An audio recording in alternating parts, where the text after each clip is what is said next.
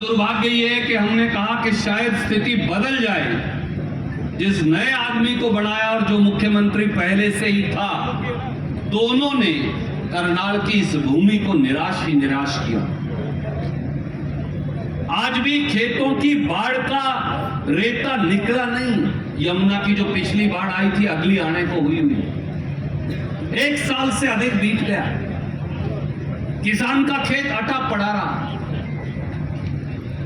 सबसे पहले जीरी करनाल की मंडियों के अंदर आती, वो गरोंडा हो, इंद्री हो, करनाल हो, नीलोखेड़ी हो। सबसे पहले जिनकी बाकी फसलें 99% हमारी और 1% जो हमारी जमीन परली तरफ है उत्तर प्रदेश में, वहां से आती। पर सबसे पहले धान की फसल हरियाणा में 10 साल से कहीं पिटती है तो करनाल की मंडी से उसकी शुरुआत होती है, क्योंकि हमने मनोहर लाल खट्टर को यहां से मुख्यमंत्री बनाया था और गलती से नायब सिंह सैनी जी को भी बना दिया। इस इलाके का, हमारे पूरी जीटी रोड का दुर्भाग्य ये कि जिनको बड़े चाव से, जिनको बड़े लगाव से शहर के हमारे छोटे छोटे दुकानदार और व्यापारी भाइयों ने चुनकर भेजा, 2 बार विधानसभा, 1 बार देश की संसद में चुनकर भेजा, हमारे गरीब दलित पिछड़े भाइयों ने चुनकर भेजा। किसान ने विद्रोह करके भी जब झोली फैलाई तो घर से वापस नहीं लौटाया। जब देने की बारी आती है तो बीजेपी के लोग हमें केवल लाठियां देते हैं, केवल दुत्कार देते हैं, केवल तिरस्कार देते हैं, केवल नौजवानों को पड़ती हुई मार देते हैं। ये इस पूरी जीटी रोड और हरियाणा की आज सच्चाई। मेरे बुजुर्गों, साथियों, माताओं, बहनों, नौजवानों, अब केवल सरकार के बदलाव से काम नहीं चलेगा। हरियाणा में क्रांति की सूत्रपात करने का समय आया है। मैं आज सुरेश गुप्ता जी को ये कह रहा था, सुरेश जी, ये क्रांति केवल गांव से नहीं आ सकती। इस क्रांति का सूत्रपात करने के लिए जयपाल मान जैसे नौजवान, बिंदर मान जैसे नौजवान को, सुरेश गुप्ता जैसे व्यापारियों के बाहर की है, वो अपने आप संघर्ष रंग लाएगा, चलकर आएगा। संघर्ष व्यर्थ नहीं जाता। और हम तो आपको केवल ये कहने आए हैं, बचा लीजिए इस हरियाणा को। ऐसी क्रूर सरकार और ऐसे क्रूर लोगों के हाथ में गलती से सत्ता हथिया ली उन्होंने कि वो दोनों हाथों से हरियाणा को लूट रही है। और अब समय आ गया है। ये कह रहे थे, शायद अगर मुझे सही याद है तो गोगी जी कह रहे थे, जमुना पार। गोगी जी, जमुना पार से काम नहीं चलेगा, इन्हें बंगाल की खाड़ी में छोड़कर आना पड़ेगा। क्यों जमुना से? तो फिर पुल से उनके आ जाएंगे, फिर गड़बड़ करेंगे। इनको तो बंगाल की खाड़ी के पराने छोड़ के आना पड़ेगा, तभी हरियाणा बच पाएगा। आपने मेरी बात सुनी, आप सबको बहुत बहुत शुक्रिया। जय हिंद। अखिल भारतीय कांग्रेस कमेटी की महासचिव इन लोकसभा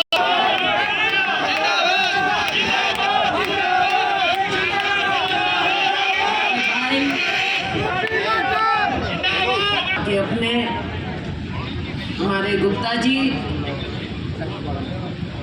हमारे साथ आए, पूर्व डिप्टी सीएम चंद्र मोहन जी, हमारे सम्मानित विधायक, आपके अपने, हमारे सबके बहुत ही प्यारे गोगी जी असम से,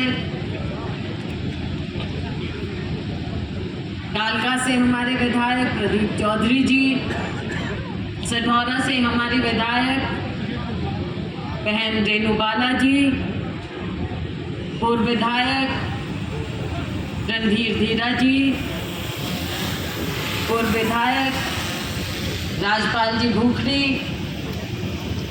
पूर्व विधायक विशाल सिंह जी, हमारे पूर्व मंत्री सीनियर नेता अतर सिंह जी सैनी, और यहाँ उपस्थित हमारे बहुत ही सम्मानित मंचासीन साथीगण, बहन पूर्व विधायक बहन राजरानी जी पूनम, हमारे अन्य सभी सम्मानित साथीगण, मंचासीन, सीनियर नेतागण, मीडिया के मेरे साथियों, उपस्थित सम्मानित बुजुर्गों, मेरी प्यारी बहनों, नौजवान साथियों, करनाल में एक बार नहीं, बार बार हम आए हैं। मैं जब हमारे साथ AICC के हमारे सचिव चेतन चौहान जी भी हैं। साथियों, जब मैं हरियाणा PCC की अध्यक्ष थी तब एक बार नहीं, बार बार आप लोगों के बीच में आए हूँ। धरने, जुलूस, प्रदर्शन और इस सरकार की कारगुजारी आप लोगों के सामने रखते थे और आप हमेशा पूरी तरह से हमारा साथ देते रहे। कभी बैलगाड़ी पर, कभी पैदल, हर तरह से आपने साथ दिया, क्योंकि इस सरकार की असलियत, इस सरकार की असलियत के सबसे पहले विक्टिम कोई है तो करनाल के हमारे साथीगण, यहाँ की जनता है। और आज हमने देखा, जो आज हमने यात्रा ये की, हमारे नेता स्वर्गीय राजीव गांधी जी की स्मृति में उनकी याद है। आज 20 अगस्त को हम उन्हें याद करते हैं, उनका जन्म दिवस मनाते हैं। तो जब बात हुई कि हम उनका जन्म दिवस कहाँ मनाएं, तो यहाँ सभी साथियों से बात हुई। गोगी जी ने कहा कि जन्म दिवस तो हम मनाते हैं, लेकिन हम यात्रा के माध्यम से भी उन्हें याद करें और यहाँ के लोगों के बीच में राजीव जी का संदेश दें, जो उन्होंने उस समय हमारे नौजवानों को आधुनिक 21वीं सदी के भारत का सपना दिखाया था, वो संदेश याद दिलाएं। आज जो बच्चा अपने हाथ में मोबाइल उठाकर घूमता है, ये इसकी नींव रखी थी राजीव गांधी जी ने। हमें याद है साथियों, हमको तो राजनीति में लाने वाले ही राजीव जी थे। हमें याद है तब लोग कहते थे कि ये कंप्यूटर लाने की बात करते हैं राजीव गांधी, हमारे बच्चे बेरोजगार हो जाएंगे, सारी नौकरियां छीन जाएंगी। विपक्ष के लोग बहुत हमला बोलते थे राजीव जी पर, लेकिन आज आप जानते हैं देश को इतना आधुनिक बनाया किसने है? ये राजीव गांधी जी ने बनाया। आज हमारे अभी भाई सुरजेवाला जी, रणदीप जी बात कर रहे थे कि यहाँ से यूथ जो पलायन कर रहा है। साथियों, हमारे यूथ को सपना दिखाया, उसे नया आधुनिक जीवन दिया, वो राजीव गांधी जी ने। आज के दिन हमारा यूथ जो पलायन करता है, विदेशों में जाता है, लीगल ढंग से, इलीगल ढंग से, वो वहाँ पर जाता है कंप्यूटर की पूरी नॉलेज लेकर। बल्कि पिछले दिनों हमारे एक दोस्त आए सिरसा में, जब मैं चुनाव लड़ रही थी, तो मेरे एक दोस्त आए दिल्ली से, अपने आप को बड़ा कंप्यूटर का वो मानते थे कि दिल्ली से हूँ मैं। आए और सिरसा से थोड़ा देर पहले रुक गए कि मैं पिज़्ज़ा खाऊंगा। पिज़्ज़ा खाने लगे, वहाँ पर वो कुछ कोड वोड भरने थे। अब वो वहाँ भरने लगे, उनसे ठीक हो ही ना।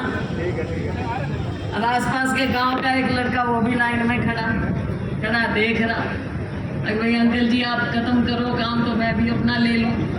अब अंकल जी से हुए ना, जो अपने आप को बड़ा पन्नेखा मानते थे, भाई दिल्ली का मैं और कंप्यूटर सब जानता हूँ। आखिर में कहता अंकल जी बुरा ना मानो मैं भर दूँ। अंकल जी पीछे हटे, उसने फटाफट भर दिया। ये उसने खुद मेरे दोस्त ने मुझे बताया। तो साथियों, आज आपको बच्चे को जो यहाँ तक लेकर आए हैं, ये राजीव जी द्वारा रखी गई नींव थी।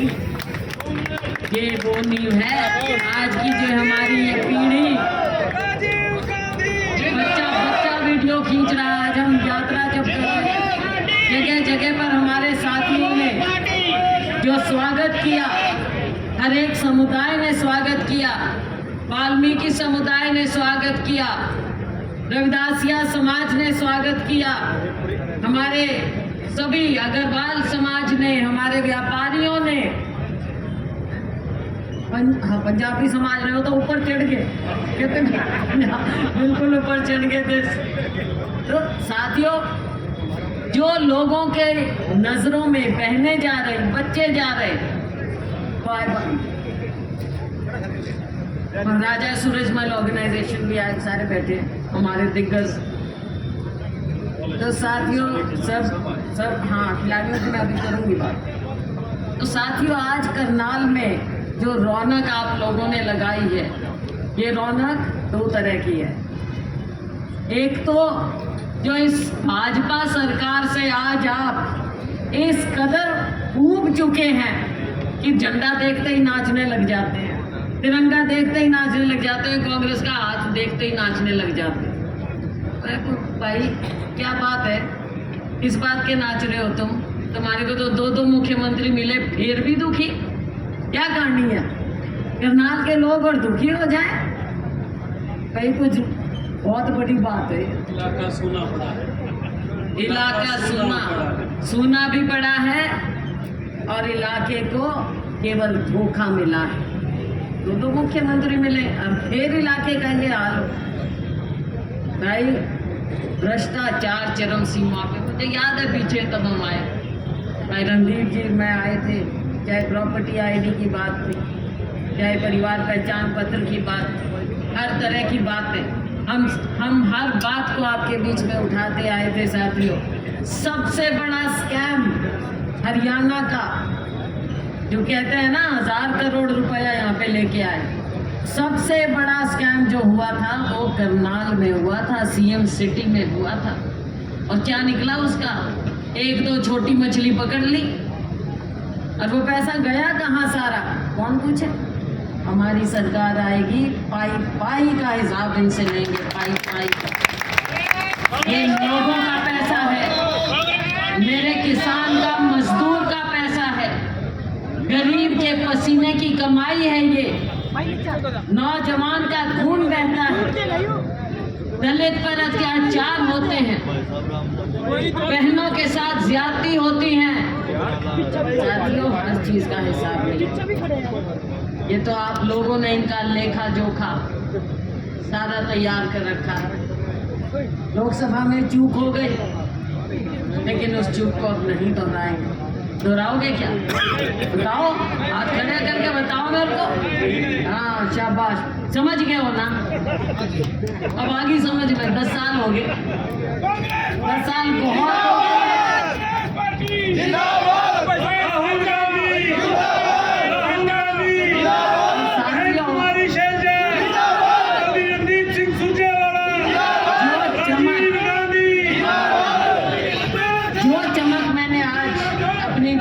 नजरों में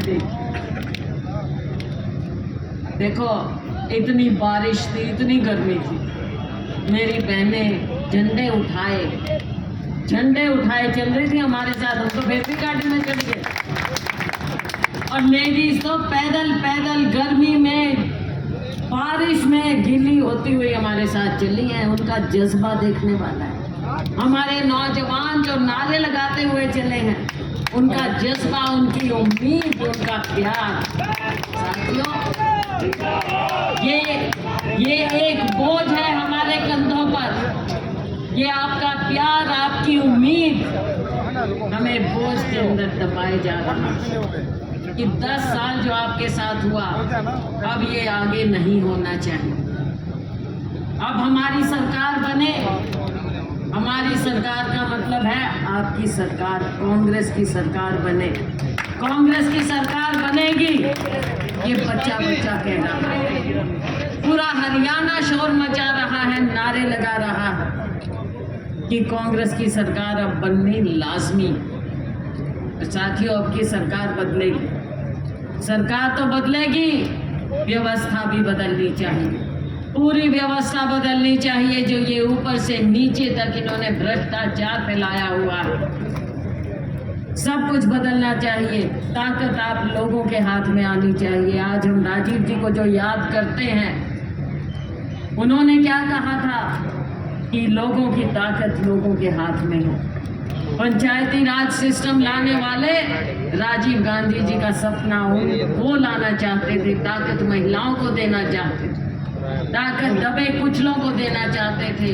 जो हमारे डॉक्टर अंबेडकर का सपना था, उसको साकार करना चाहते थे राजीव गांधी जी। और आज यही सपना लेकर, यही आपकी आवाज को उठाते हुए, हमारे किसान की, मजदूर की, कामगार की आवाज को उठाते हुए, छोटे व्यापारी की आवाज को उठाते हुए, दुकानदार की आवाज को उठाते हुए, महिलाओं की आवाज, बेरोजगार युवा की आवाज उठाते हुए राहुल गांधी जी निकले हुए। राहुल गांधी जी ने यात्रा की, यहाँ से निकले वो, और आप लोगों ने क्या भव्य स्वागत किया था राहुल गांधी जी का। और उनकी बात लोगों के दिमाग में आ रही है। लोकसभा में असर आया, कहाँ ये 400 पार, 400 पार कहाँ गया वो आंकड़ा? और किस लिए चाहिए था 400 पार? मैं पूछना चाहूंगी, 400 पार आपको इसलिए चाहिए था कि आप संविधान बदल दो। आपने केवल सरकार बनाने की बात नहीं की कि तीसरी बार सरकार बने। आपने कहा कि 400 पार चाहिए। 400 पार तो साथियों केवल संविधान के लिए चाहिए था इन्हें, लेकिन आप इनकी बात को समझ गए। आप देश की जनता इनकी बात को समझ गई। कहाँ पे आके अटक गए, कहाँ रह गए? आज सदन में खड़ा नहीं हुआ जाता इनसे। राहुल गांधी जी की नजरों में नजर नहीं मिला सकते। जब राहुल गांधी जी खड़े होकर बोलते हैं, आपकी आवाज को उठाते हैं, तो भाजपा के पसीने खींच जाते हैं। कितनी बार पानी पीना पड़ता है जब राहुल गांधी जी भाषण साथियों, ये तो कुमारी शैलजा, रणदीप सिंह सुरजेवाला, हरियाणा के दीप की, हरियाणा के दीप की बहन कुमारी शैलजा, बहन कुमारी शैलजा। राहुल गांधी जी जब बोले, राहुल गांधी जी जब बोले, एक एक करके न जाने कितने मंत्री खड़े हो गए। बार बार उनको टोकते रहे, लेकिन राहुल गांधी जी बिल्कुल विचलित नहीं। हर बार अच्छा बोल लो जो तुमने बोला, मेरे पास जवाब। राहुल गांधी जी के पीछे आप लोगों की ताकत है साथियों, आप लोगों की ताकत है।